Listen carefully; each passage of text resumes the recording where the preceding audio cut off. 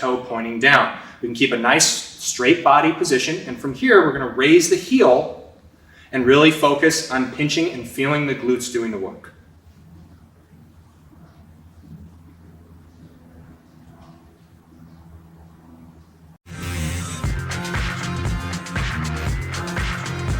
So exercise 2 for hip abduction is going to be the same thing that we were doing with the first exercise. We're just progressing to a little bit more range of motion. Notice how Bryce is set up here. He's got another box out front. It generally helps if that's a little bit lower for that bottom leg, keeping it nice and out of the way, so that with this top leg, if you look, you can get to a nice stretch here where these fibers are lengthened as much as they can, and then he brings the leg up, keeping that toe down to shorten those fibers there. So we're getting a bit more range of motion, and this is generally a bit more challenging than that first exercise variation that we did on the floor.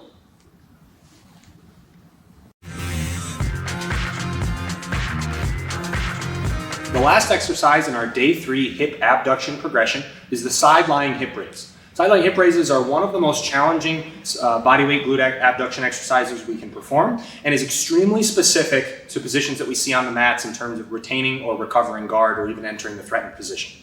So you can see that we're stacked through the elbow and hip, and the knees are at about a 45-degree position relative to the hips. We're going to drive through knee and hip, keeping the lower leg on the ground and really rotating and driving through the bottom hip to reach end range, extension, and abduction. And you'll know that you've done the movement correctly if your chest is a little bit open to the ceiling at the top. At the very bottom, we're really sinking deep into the hip and even tucking and rotating a little bit so that we're slightly facing down.